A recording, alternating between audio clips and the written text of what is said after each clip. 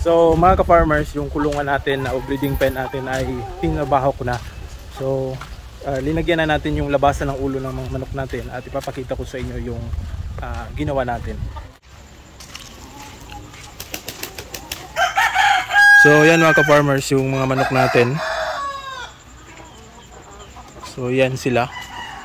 So natapos na nating magawa yan at yung kanilang patungan.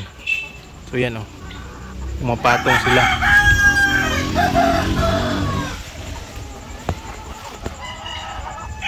So yan mga ka-farmers, ginawa natin ang patungan yung mga manok dahil medyo may kataasan yung kainan nila. Kaya alam na nila kung saan sila papatong.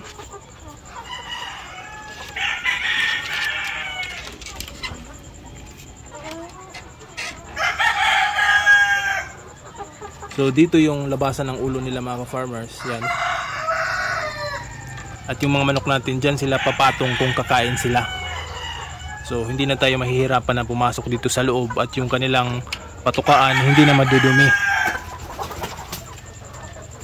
So at least itong grupo na ito ay alam na nila kung saan sila pupunta. So itong lalagyan pa natin ng kawayan dyan, meron akong nakuha na doon. At itatali na lang natin dito para hindi na tayo mahihirapan sa pagpapakain ng mga manok natin. So kahoy pala ito mga ka-farmers yung ginawa natin, parang upuan. So lahat ng mga manok na ito ay magkakasya dito.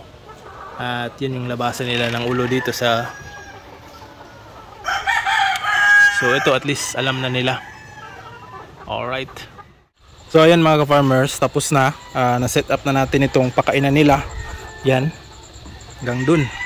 So mahaba ito mga ka-farmers. So ang pwede palang labasan ng ulo dyan ay 17. At doon naman sa kabila ay 17 din ang pwedeng lumabas yung ulo. So tamang tama 15 lang yung mga manok dito. Each kwarto mga ka-farmers. Kaya magkakasya talaga yung mga ulo nila dyan. So lahat sila ay makakakain. Ayan. So yan ready na. So mamaya isa-sample natin, maglalagay tayo ng feeds dyan. Isa-sample natin kung lalabas ba yung ulo. So dito sa kabila hindi pa lumalabas yung mga manok natin or hindi pa tumuntong dito sa ginawa nating bench para lumabas dyan yung kanilang ulo. Siguro mamaya pag meron ng feeds.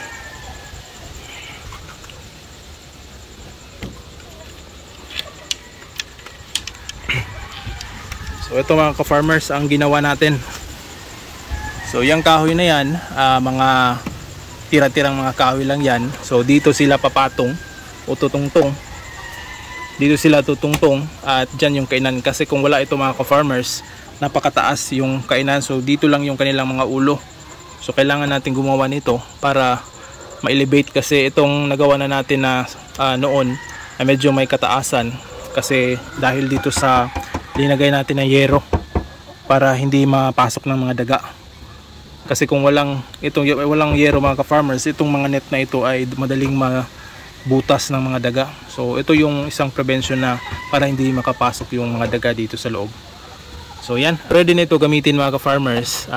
Kahapon ko sinimulan ito at ngayon ko tinapos ng naglagay tayo nito. Alright, so kukuha lang tayo ng feeds at isa-sample natin para na rin maturuan natin ito na pumunta dito. Alright. So ito mga ka-farmers, sila alam na nila. So lalagyan na natin. Yan.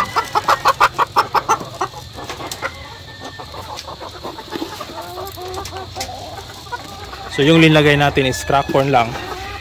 Dahil naubusan tayo ng GMP. Bibili pa ako ngayong hapon.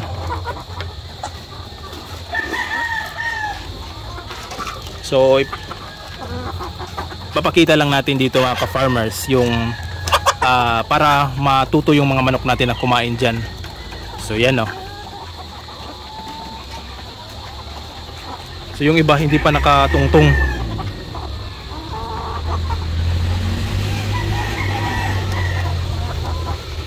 So di pa alam nila kung saan lulugar. So yan Pero kalaunan yan mga ka-farmers, matututo din yan. So ito mga ka-farmers, hindi pa masyadong alam nila kung saan yung patukaan nila. Pero ititrain natin ito. Siguro mga 2 araw lang ay alam na nila kung saan sila kakain. So ang purpose naman natin dito mga ka-farmers ay para hindi na tayo pumapasok dun sa loob ng kanilang kulungan, para hindi na rin mabulabog. At saka yung malinis na patukaan nila. Dahil dun sa loob ay nakalagay lang sa sahig yung kanilang patukaan at palagi nilang maaapakan ito. Kaya medyo marumi talaga at kailangan pa nating hugasan yung kanilang pakainan kada magpapakain tayo ng mga manok. So dito, sa labas yung pakainan nila, hindi na tayo mahihirapan. Easy access talaga pag dito. Kung magmamadali tayo ng pagpapakain sa kanila, ay madali lang natin malagyan ng patuka. Kumpara doon sa loob, ay maghuhugas pa tayo ng pakainan, papasok pa tayo, mabubulabog pa yung mga manok. So ito, mga 2 to 3 days ay sanay na yung mga manok natin dyan.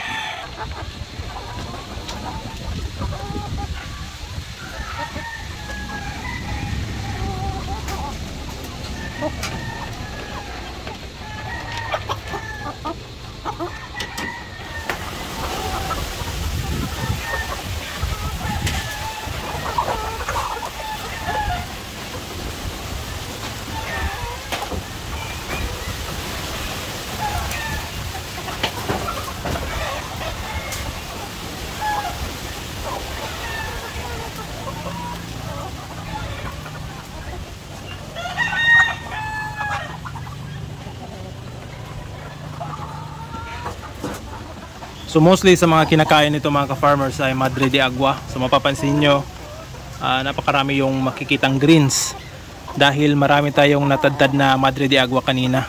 So sapal ng niyog at cattle concentrate at saka crack corn. So yun lang yung hinalo natin. So kahapon napaliguan na natin ito at siguro bukas na lang natin pupurgahin kapag may time tayo.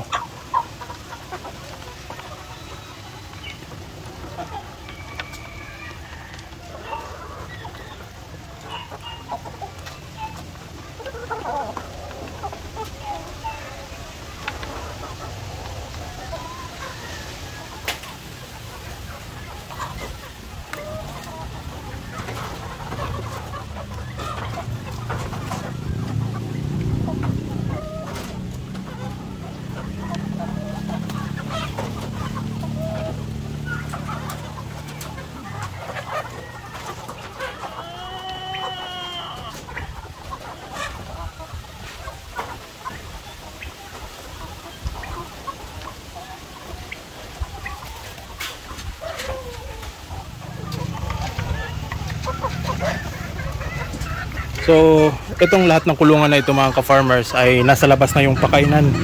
So ayan, nasa labas. Pangalawang kulungan, ito yung pangatlo, pang-apat, at saka yung 2 dito. So ayan, lalagyan pa natin ito ng patuka.